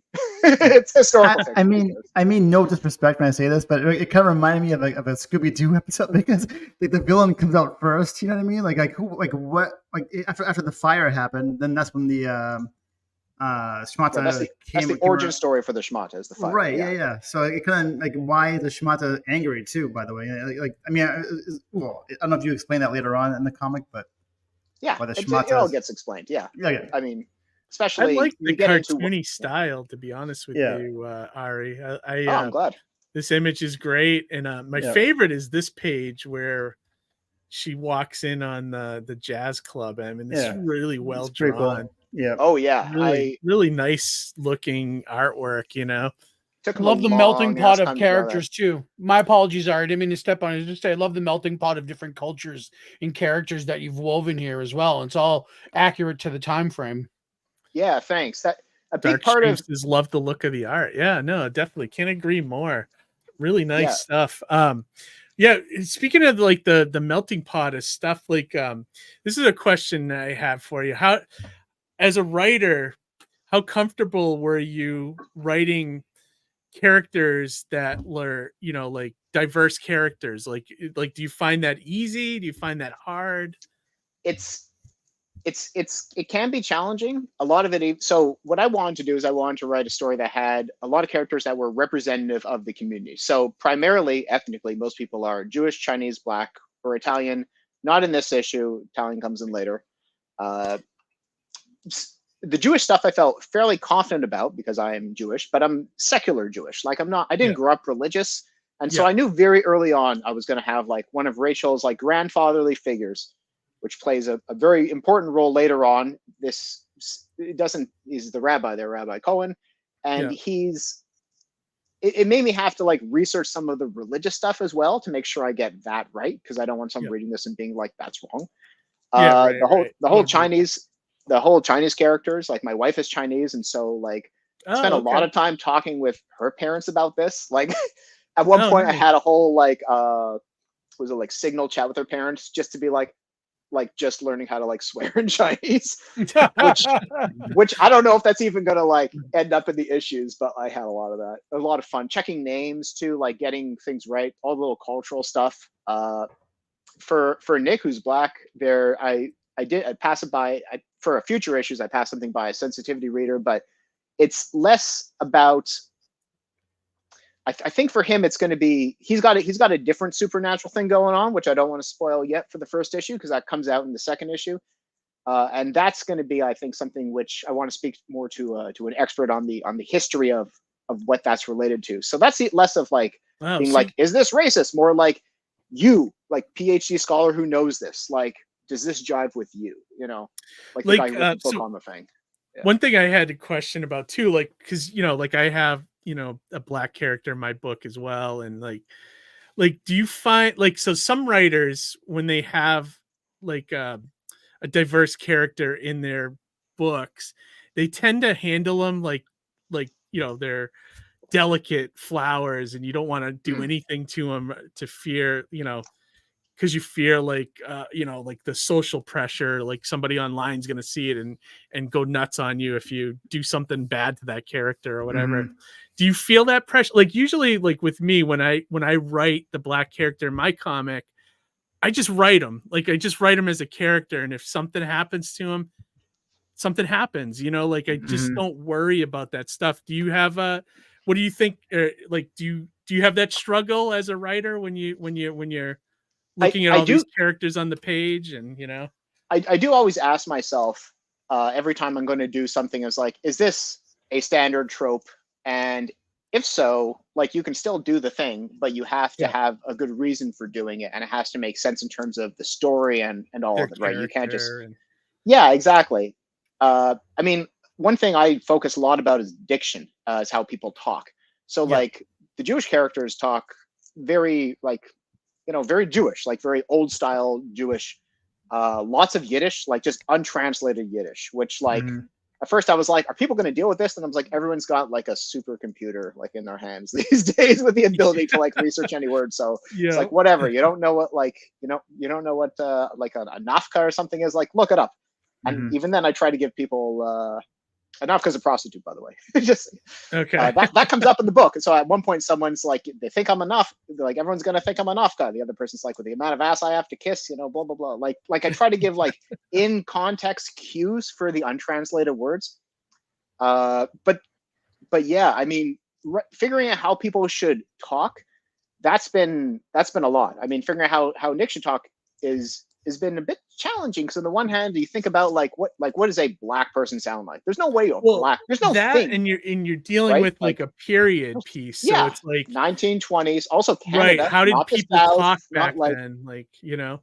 Yeah, you have to ask, like, where does he come from in terms of his own history, his own lineage? Like, are the people who raised him, did they come from like the South of the US and they moved up to escape racism, or is he, you know, from like a totally different background? And that will totally change the way people sound. Like, you know, absolutely. Like it does today. Like everyone I know like sounds different, because I mean, Toronto's like a very cosmopolitan city. Most people in Toronto are not from Toronto. And in fact, most people from Toronto were not born in Canada. Like, without exaggeration, most people who live here aren't from here, including myself. I'm from Montreal. You know, I was born in Canada. My wife's from Edmonton. Like, most people move here. So it's like, it's a real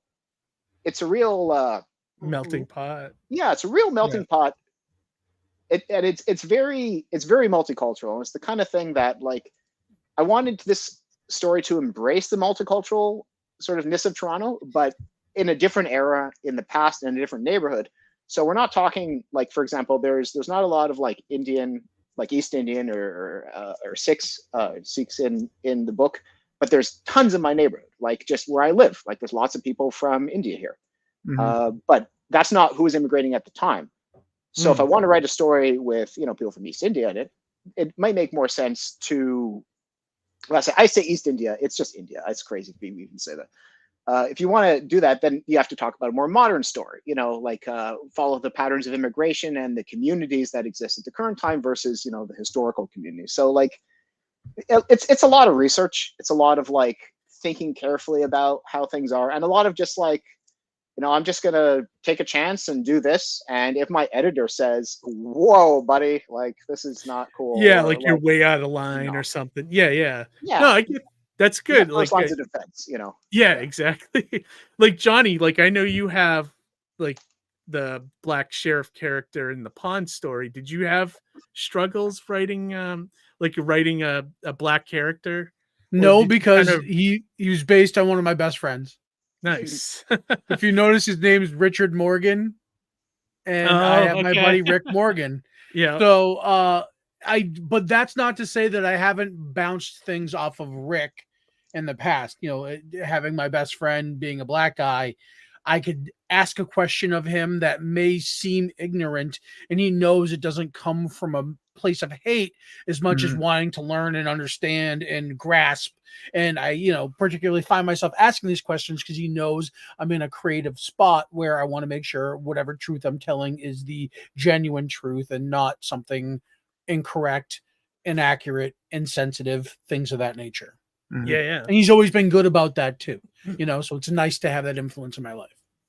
No, that's good. Yeah. Like, I feel like, like, I don't get into my character deep enough to, like, really get into, like, the weeds, you know, because, like, my comic is kind of like a cartoon as well.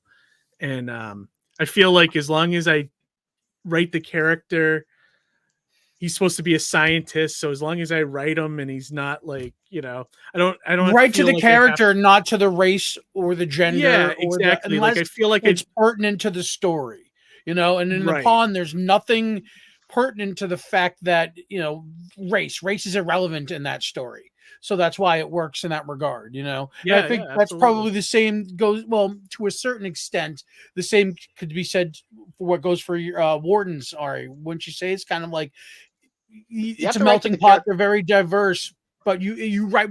I'm sure the story writes more to character than any type of race or gender or religion or dialect and things like that. Dialect, unless it's meant, parts of it are meant specifically for that, you know. Well, yeah. I mean, yes and no. There's a lot. I mean, everything is written, like, to the character itself. You have to have a super solid understanding of who your characters are. And, you know, the fact that I wrote, like, 6 issues drafts, like the beginning, the middle, and the end of this, like, means I know who the characters are. You know, I know what their arcs are. I know what their struggles are. I know what they're dealing with. I know what their background is, yada, yada, yada. Do you find that when you write, they speak for themselves? Do you almost mentally check out and they kind of take over a little bit? Sometimes, but it is a lot. Like, there's a lot of, like, how would this person say that? And it's not so much, like, right to the, you know, like, the race or the gender of the character, but that is a huge part of the story, because this is people who live in their own little communities, but they're right next to each other.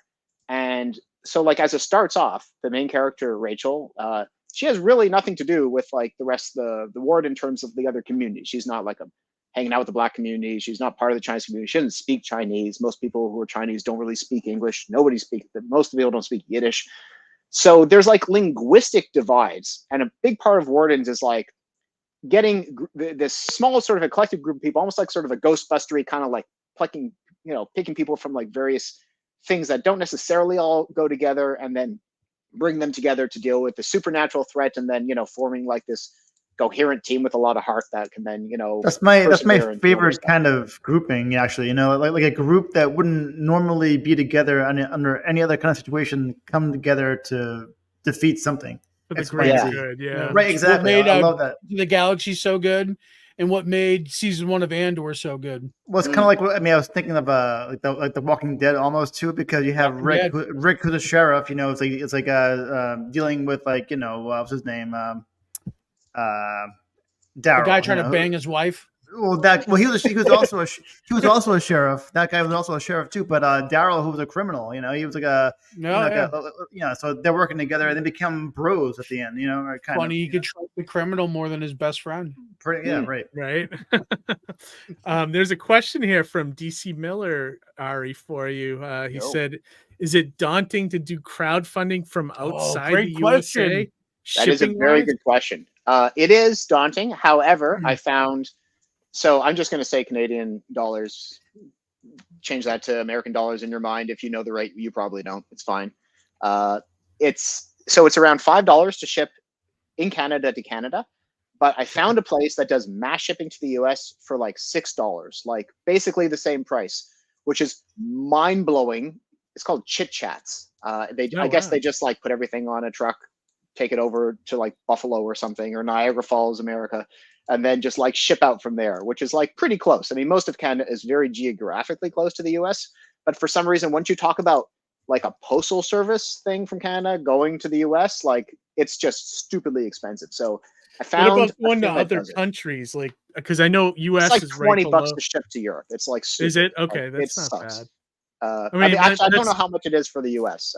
That might. Europe, but well, I think we're a little more expensive than that, aren't we, Johnny? Like, wouldn't you said Australia is like $45 or something? I think it was 38 for Cairo, but that was 2 years ago. That was 2022. Yeah, so it's probably like 108. I haven't shipped anything to Cairo, but I did ship something to Brazil, and then it bounced, and then I had to ship it again, and I was like, "This is going to be so expensive." It was like $30 or something, but yeah, that international, if you don't do it right, it kills you. Like when you go going into that budget for your shipping. I admire including it though, because you're trying to put your reach out there. So that's great. I think it's great. I advocate for it. Yeah, I mean, if there's someone places that will do, I won't say no. Yeah, I like it. Well, it's also it's admirable that somebody from the other end of the globe is interested in your project, right? I'm always shocked when that happens. Right. You're just like, I wrote this book about people who live in like a community that's like 2 kilometers from my house, like 100 years ago, like super, super specific focus, like geographically, culturally. But I mean, that's what gives it the richness. That's what gives it the interest. It's not like a, you can't, it's not like this most common average thing that like, it's this sort of boilerplate or like stand in for anything. Like the specificity is a super important part of the story. And so I'm always amazed when someone who's outside this is into it. And the way that, like when people got into to Ms. Marvel, they're like, who really, like amongst Thomas readers, how many people were like, like Pakistani, like Muslims from like New Jersey, right? Like that's a super culturally specific thing. But it worked, people got into the community. They got into like, her little world. And that's kind of what I want to do with this story. It's not your world, but it's her world. And because I think I'm a good enough writer, like I want to bring you into it, Well, I feel like, oh yeah, if you got great characters, it just works. Like it'll appeal to anyone, like I always say, like there's certain movies and like, certain, comics, certain books, TV shows that, you always hear that saying like, oh, well, it wasn't made for me. But there's certain things that if they're done really well can appeal to everybody, no matter what. No, even if you're shooting for that one group, it still would appeal to everybody. I'm struggling to think of stuff like maybe like something like Harry Potter, like that appeals to almost everybody, but it was definitely targeted for a younger kid audience. UK audience. Yeah, like if you went to like public school, which is private school in England, like you understand that. I didn't, so I don't really. Like I didn't go to a sleepaway boarding school with like that kind of shit. But like but I get it, So that also, the foreign nature of the way that school works fed into the fantastical nature of the story itself. It felt foreign, but it was also quite fantastical. So that all kind of worked, oh, well, they, wear cloaks and frocks and they do this thing. Well, that's actually real in overseas, Yeah, that's what people do. They're all actually wizards in the UK. Yeah. Yeah, they all play Quidditch. It's real. Right, yeah, right. But that nature of dress is, a real deal thing, There's real elements woven in that still to an American audience was like, that's not familiar to us, Yeah. Right, but like the characters are so done well, the story's done well that it has that massive. It doesn't dishonor it; it respects it, which is great. You know what I mean? Exactly. Another one I could think of right this year was Barbie. Like that should not be a movie that I should be, wanting to see, but I liked it. I thought it was a good movie. So like, how many dolls did you buy for yourself, Keith? After I had to get the pregnant one. Of course, the pregnant right. And the dream house with the push button jacuzzi or whatever it was. Right. I like to think that the Ken audience, there's a lot of reflection of the indie comics community in Ken. I just like to state that right now.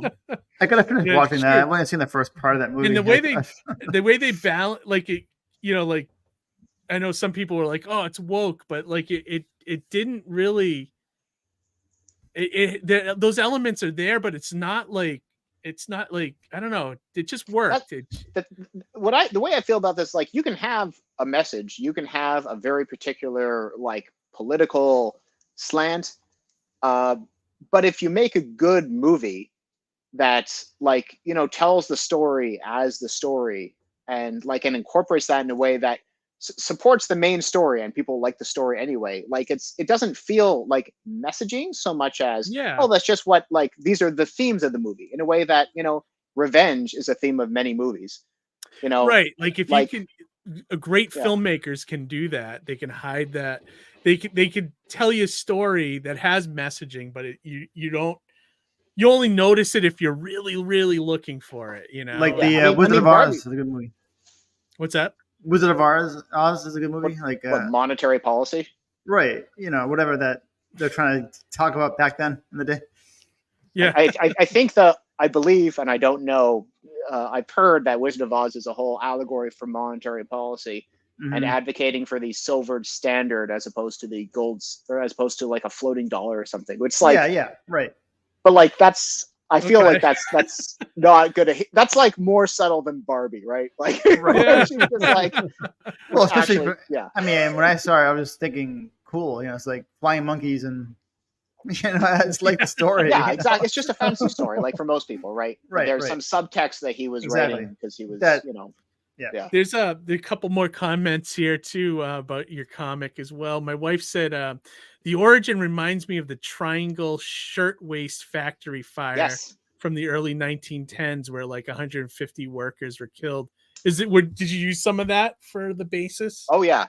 So that. Oh wow. Okay. That was a direct inspiration. There's actually a similar fire that happened in Toronto. I think the Phillips Garment Company, where several people died. It wasn't quite as bad as the Triangle Shirtwaist Factory fire, but that was something that I want to put in here as a major part of like working condition. Like, so this has a lot of like labor issue stuff in there as well, which is again, just sort of, I try to weave everything through it so that it's like, working conditions are like rough, seamless. But it's not, I'm not standing on a soapbox, like trying to make like a super point, but like at the time, these people were actually trying to make these points. Like activism, like labor, like activism was huge in this era, especially in the Jewish community, especially women in the Jewish community who were like a huge pushers of like huge part of the union movement for the garment industry.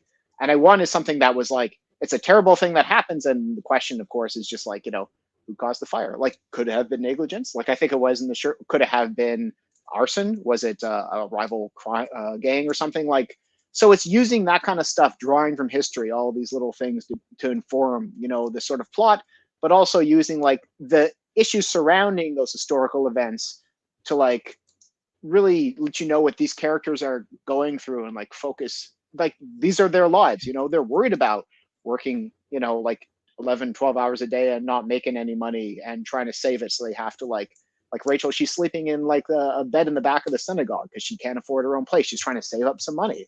Gotcha. Like, you know, like, again, none of these are like issues that don't resonate with current people. Like, obviously, like trying to hustle and make money and save, like that's a universal story. Yeah, But exactly. setting it in this time with these very specific things, like really helped shape the story, and I think gives a lot of the color. Nice. Amy's Birdhouse also said, Johnny, I never made that connection between Rick and the sheriff. And then give Rick a hug for me. I never made the connection either, honestly. But now that you said it, I totally see it, you know. Rick's such a good guy too. I gave Rick as a frame of reference to Renatus, and I said age him up. And he did that. Age him up, nice. DC Miller also said, I'm Canadian as well, and the shipping is the biggest hurdle for me to consider regarding self-publishing. It's called Chit Chats, DC. Like that's the only thing that'll make it remotely affordable to send stuff to the States. That's a brilliant scheme too. Short run courier, like just right over the border. Brilliant. Right. Yeah.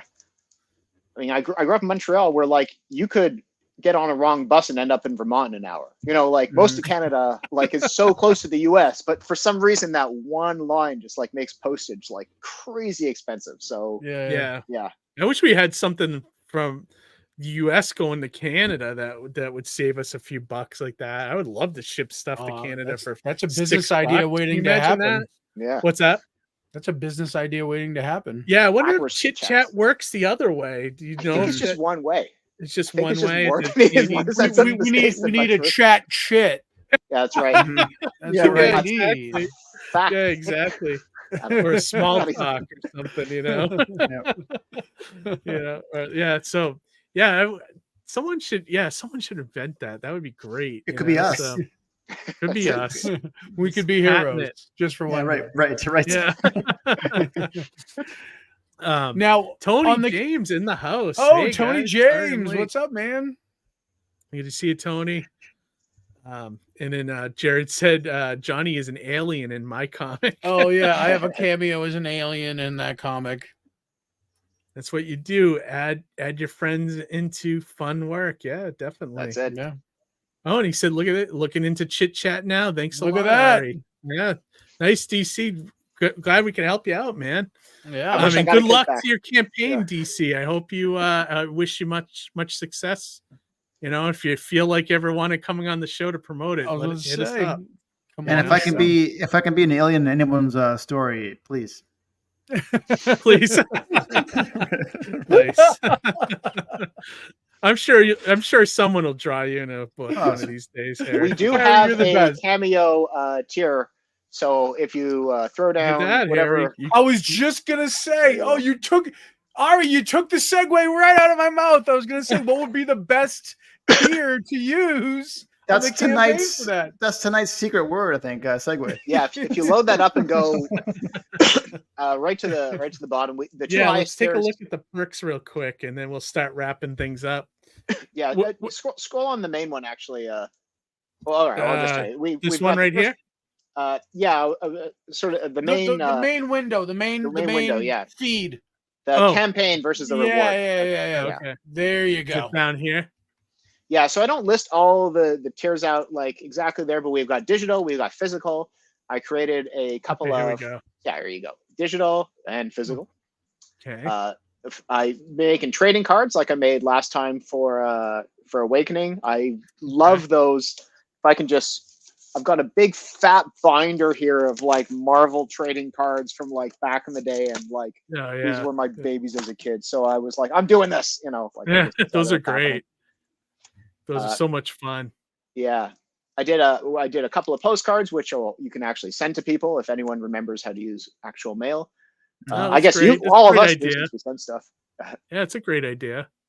We got the Mario 3 inspired art print, which this was initially going to be a variant cover. It was going to be the cover, and then it was going to be variant cover, and then I decided no variants. Let's just have it as a separate art print. But if I ever do collect this at a later volume, that might be the cover for the whole thing. For the trade. Yeah. I just love it. Once he made it, I was like, why didn't I make this the variant cover? This is so good. Like, it's so good. It is very good. I love it. Schmata looks kind of like Jack the Ripper. Was that kind of like it's a little menacing. It wasn't supposed to be sort of Jack the Ripper inspired. I mean, no one actually knows what Jack the Ripper looks like, of course, but he's got the scissors. That's his main thing or their main thing. The Schmata is it's like Venom. It's like there's 6 of them in one. Oh, gotcha. Okay. I think Jack the Ripper actually looks like a skeleton at this point. Probably. Yeah, probably. But there's going to be a lot of scissors damage done to various characters. So brace yourself. Yeah. And the next big tier is you get doing a 1920s inspired original character design. So that's me, my editor, and my artist. Cool. Cool. Those are going to be the pictures that's in the back of the comic with like a little bios and stuff. And so people could do that as a perk and be drawn in there. Is that what it is? So there's 2 tiers for that. One, you can do that and have your own design. Like I'll print it out and I'll include it and we'll ship it off. And like you can have a little piece of art that's sort of from my artist. And I think that's like 120 Canadian or something. And then like 150 Canadian, which I think is like a short step up, is to be have a cameo in Wardens. So that's if you just scroll down the next one. This could be you. Yeah, this could be you, Harry. That's right. So and those go together, right? So you have your character that you can work with the artist design and then get thrown into the comic. I've got perfect scene for lots of people probably running away in fear. But nice. No, I'm excited to see to see some faces of people I know show up in the book and some faces of people I don't. So if this is the kind of thing that interests you, if you want a cool family portrait, kind of like a vintage style, but done in my guy's really cool cartoony style, then by all means, hit up those higher tiers. I don't think it's that expensive, especially for Americans. Like, I think it's like, I don't know what 150 is in the US, like 110 or something like that. Like, it's not that much considering you're getting a lot of other stuff. It's about what I charge for like a, to get drawn into a comic, is about that much. So yeah, you're right in the ballpark there. Pricing was really hard because on the one hand you're like, I gotta always make it hard, yeah, big enough, small enough, and like, what do I do? Like, I spent so long thinking about pricing, and like the moment this campaign started, I was like, oh shit, I got it all wrong. How would that work with a person like sending in their picture or something, and the artist draws from the picture? Or yeah, right, pretty much. Yeah, that's right. Reference it, and if you're like, let's say you're like, I'm a podcaster, so I wanted something related to that. It's like, cool, let's have you be an old timey radio host. Yeah. Cool. You're really into baseball. Great. You're now like a 1920s baseball player. Like, it's I kind of think of it like a street caricature kind of thing, Yeah, right. Yeah, I like that. Yeah, that's awesome. And it looks good. So yeah, everyone definitely check out this campaign. Tony James says, wow, this book looks amazing. Thanks, Tony. It does. I think it looks amazing. Tony, who's Star Noir is going to be starting on Indiegogo any day now, right? Yep. Second chance. Yeah, Second Chance campaign. So check that one out, Ari, when you get a chance. Check out Star Noir by Tony. Noir? Star Noir, yeah. It's a really cool. If you like mysteries and you like period pieces, you'll love that book. It's X-Files meets LA Confidential. Yeah, pretty much. Yeah, exactly. Chef exactly. I agree. He also said Super Mario 3, the best Super Mario, no arguments. Everybody says Super Mario World. I say it's Super Mario 3. Oh, the old ones are the best. Without a doubt. Without a doubt. My wife said Wardens #1 looks awesome. Back it here. This is the link in the chat, everybody, where you can go and check out Wardens #1. It's going to be an ongoing. He's got at least 6 issues planned.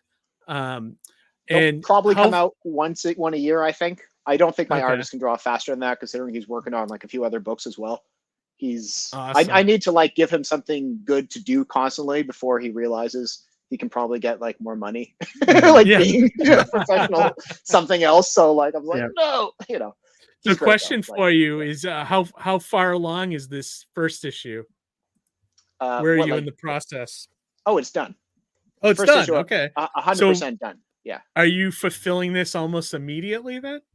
I'm going to take a 10-day vacation after I'm going to think about this 0% and just like blank my mind because it's all that's been on my mind. You have to do that after a campaign. Oh, yeah.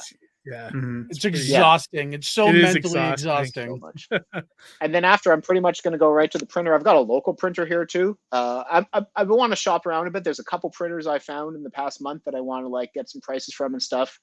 But I think like late February, early March, this should be printed by March. Like there's no excuse for it not being printed. Standard comic size too? Is it standard comic? Standard comic size, yeah. Which makes it kind of awkward for some printers because they don't deal with that. Like a lot of printers are just like, why are you giving me these weird dimensions? And I was like, that's what everything is. Like it's a comic. Yeah. And they're like, okay. Like if they're used to posters or whatever, they're just not used to comics. But I've got some guys I can work with. So yeah. Yeah, it's always good to shop around for prices. And sometimes I always recommend Comics Wellspring, but I don't know, shipping for you might kill you. I did look into Comics Wellspring and a few other people elsewhere, but like I just happened to live in like one of North America's largest cities where there's just like a bunch of small print places. Yeah, that's right. Like, there's a bunch of Canadian presses that even U.S. comics use.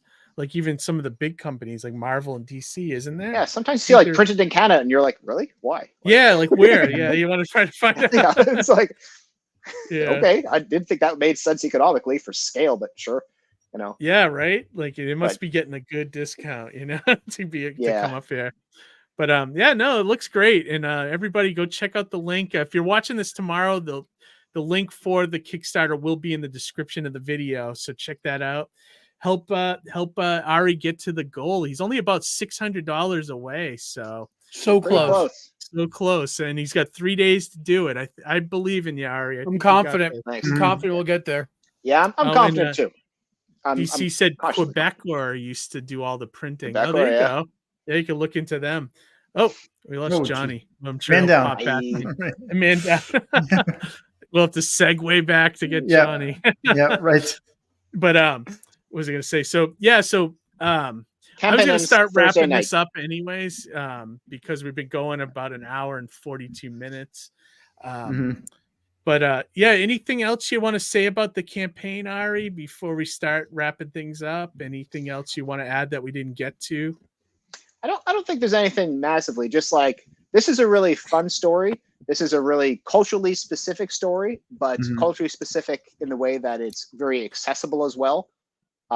If you're looking for something, it's important. Yeah. And if you're looking for something that's just like different and a good time, like I guarantee you there's no other comic that's like this. And that's like, I'm writing a story that doesn't exist anywhere else. So that's, I think, what you're getting here in a way that you're not going to get with a lot of other comics. Like this isn't a chosen one finds a magic, blah, blah, blah, and someone, whatever. Like this is a very hero different quest thing. Journey.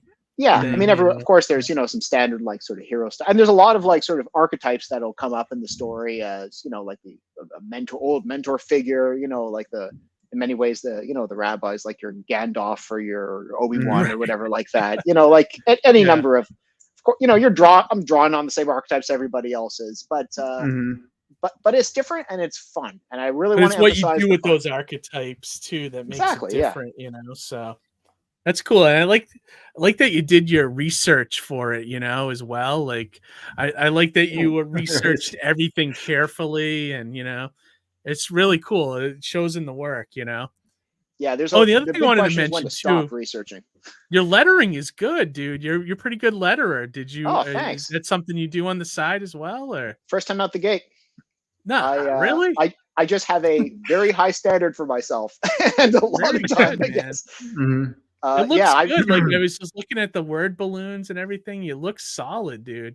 Even the sound effects, like this is really fun. There's a great book. I don't know if you do more lettering. Are you gonna hold up the same comic book lettering from Nate Picos that I'm? Yeah, do you have that book? Nice. Within like 2 meters. Wait a minute. Look at that, Quincy's. Quincy's over here. That's a Bible for letterers. Like everybody that is gonna letter should grab that book. Oh, wait a minute. What do you got, Johnny? Is it this book? Is it that book? That's a good one. Johnny, you picked it up too? Nice. Are you starting to read it and check it out? And I bought it for the sake of reference and potentially maybe doing something, but it's kind of been on the shelf for a little bit. I should buy one too, just to hold it up. That's right. Just as a prop. It's a really nice, big, beautiful prop. You can, No, it looks Yeah, I very know. nice. Now, if Harry is that- has it, the world's gonna end. If Harry Yeah. has that, book. Is that? I'm actually an artist myself, so I mean, I'm sure it could come in handy for me too if I'm ever. It would Letter- actually letter- yeah, for your why- graphics. Yeah, yeah, why not? I mean, if you're it thinking, if makes- you're It's drawing, good to about know lettering. all aspects. You're right, because if you don't know, everything, you can't really speak of it. It makes or you speak think to of it. lettering as like an art form, or like No, as really, part of the, course it is. Of course it is. like blending it with the page and that kind of Yeah. thing. So every panel is like its own little puzzle. that you Absolutely, sort of have yeah. to solve. It's kind of fun. It's also kind of like insane to like. Oh, tell me, But, I got done coloring my very first comic book for somebody, and it's many hours per panel, so I know how it is. yeah. Is that your logo on your T-shirt there, and why a raccoon? That is. That's why a raccoon. So raccoons are kind of the unofficial mascot of Toronto. Okay. There's a lot of Oh, raccoons okay. in town, and there's a lot of like weird raccoon stories and stuff that happens. And in my backyard, sometimes if at night in the summer, if you're hanging out, you'll see some raccoons. I've got this cool little it's a pergola. It's like almost like a trellis with a grapevine on top, where you can just sit out on this little elevated deck, and you're hanging out there. And sometimes you're like, look up there, and you see a family of raccoons eating grapes and just checking you out and stuff like that. So it's a That's real sort of awesome. like Toronto thing, That's and cool. I just like raccoons. They're cool animals. Yeah, I did like a thing a long time ago when I was in college. I did my internship at Tufts University School of Veterinary Medicine, of all places. And wow. so the school they were building a new wildlife center. So you remember that moose I showed you guys with the antlers that spelled wildlife? So Yeah. Another logo that I did was a raccoon, actually, that reminds me of. So I did a raccoon head like that, but the black mask of the raccoon was actually a bird. So I combined land and air, you know what I mean? Neat. So like the Oh, bird's interesting. wings were the black mask. So Oh, that's Or cool. graphic. That's fun. Awesome. All right. Yeah, we've been going at almost now. It's almost an hour and 47 minutes. So we're gonna start wrapping wow. up here. Time flies, It man. did, Yeah, it yeah. Great episode. Ari, any other thing you want to shout out, like your social media and where people can find you? Yeah, you can find me on Instagram at College Straight Comics. That's college_st_comics. I'm on Twitter at Ari B Gross, ARIBGROSS. But you can check out my website at www.arigross.ca, ARIGROSS.ca. And you Awesome. can read a bunch of my short comics there, the stuff I did before. I recently posted everything there for free, so everything that was in anthologies or whatever is all like fair game, and I just want people to read it, and if you like it, you like it. That's it. Awesome. Well, it helps you get a feel for you as a writer too, if they read some of your older stuff as well. Absolutely, yeah. Awesome. Harry, anything you want to shout out this week? No, I'm just still doing my freelance work. You know what I mean? I just finished a logo recently, so I'm still Nice, doing man. that kind of thing. I'm glad you're getting And, some freelance stuff. Oh yeah, That's great. I'm glad that I have at least like a foot in the door still, even though it's not my daytime job right now. I'm Yeah, still but it's like in a little the art nice world, little side hustle. right? And also, we just to bring up his name, Carl Weathers on Weatherman's Day. It's just like sad that we're losing all these. Like I was like thinking about it, recently, that we you're in you're 41, Ari, Johnny, you're a little bit younger than Keith and I, but if you were born in a certain, like in the 80s, right? Like that was probably the golden age of everything, like comics, cartoons, movies, music, everything. Yeah, wrestling. Oh, absolutely. Yeah. That's like the golden, and because because everything is being remade from that era. You know what I mean? Like everything, like movies and everything else. So it just stinks when our heroes of that era are like dropping like flies. Yeah, it stinks. Yeah, but too soon. That man had some good years ahead of him for sure. I know, really. I was shocked at how old he was because he looked a lot younger than He his does not age. look that old. Yeah. and he's been Did in you guys everything. catch Stallone's he was on Instagram talking about it, almost breaking down. I know, about right? it. Well, he was right though. I mean, that guy was a major part of his success. Yeah, what absolutely. made Stallone, right? Yeah. So, And God bless he's, him. and if you think about it, he's been in everything that we love, like Mandalorian, Predator, Rocky, like Happy Gilmore. Happy Gilmore. I know, I'm right. Right, All these like Arrested Development, probably Right. his best. Oh, Arrested Development. I forgot Yeah. about that. He was like the best part of Where that he was whole like the season. Yeah. mooch. Remember that? yeah. The He's been best like, when they He cut could lot of do it meat on all. the He bone. was so wide range in that regard, like He was. sci-fi, like comedy, action, drama. Like he covered all bases. Yeah, Sports, absolutely. like right. You came play from football, like right, football, right. Player, yeah. Yeah. Yeah, exactly. Uh, Actually, look at this. Amy's asking for Ari's Insta one more time. should I join the chat and type it out? Yeah, if you Can I want, join or the you're chat? Connect to YouTube. Oh no, it's gonna ask me to do a thing. It's college_ST_comics. I'm There you right near go, College Amy. Street in Toronto, so it's kind of named after my neighborhood. No, awesome. cool. Yeah. And Jared said Action action. Jackson. I've never seen that movie ever, but maybe I'll watch it. I missed Black out. James Yeah. Bond. Yeah, no, I have to check Hey, it out. it's then. worth watching now, revisit the how whole Carl Weathers library, Yeah. How about you, Keith? Anything going on? Anything new with you? Nothing, just working on lettering, working on Plastic City, and just finished the first draft of Mighty Mascots 10. So I put that away Nice. for a while, and I'm going to come back and do a second and third draft. So hopefully I'll crowdfund that later this year, maybe in the summertime or something, Mm-hmm. So, but how are you, Johnny? Anything going on in your neck of the woods before we close this out? Well, no, I'll wrap it up. I'll just keep it real quick. Big shout out to Carissa Grant with her next campaign launch page. It's open now. That girl is endless. She'll just keep pumping them out and with like a turnaround time that's just absolutely stunning. So big shout out to Carissa and no, it's Johnny. Next time she comes on the show, I'm gonna ask. I want to know her schedule for a day. Like I want to know what she does from when she gets up to full breakdown. Yeah, exactly. Yeah. The when do you sleep question? Like, yeah, every time I see exactly. James Tiny coming out with a thing, I was like, how do you? Carissa, if you're listening, that's going to be the first question if you come on the show again. Yeah. Have your schedule ready. Yeah. Oh, sorry, good. No, sorry, go ahead. No, Johnny. go on. No. Go on, Harry. It's something dumb. I was going to ask Ari if there's any plans for a Schmata doll coming out anytime. A schmata doll. Yeah. No, although a rag doll makes a lot of sense. Yeah, that'd be cool. No, I'm so funny. I'm so focused on like the story, the comic, that I totally forget about like what people really want is like character-based marketing. Yeah, right. Like that's what sells, right? Because you have a cool character. People like the characters. They like the villain, the thing.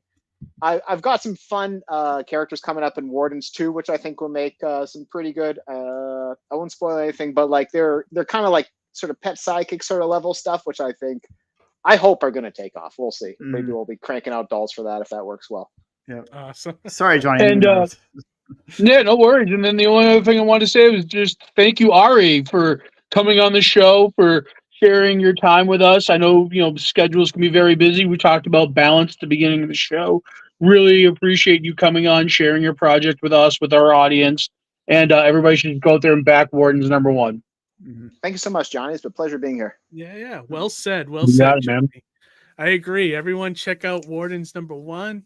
And then for as far as Indie Comics Relay, we're back to our normal schedule starting this week. So we'll be off next Monday, but we'll be back the following Monday with a new episode. Any last words before I close this out, gentlemen? No? Until next year. Yeah. All right, everybody. Have a great night. Have a great week. Most importantly, read some comics. Good night, everybody. Have a good night.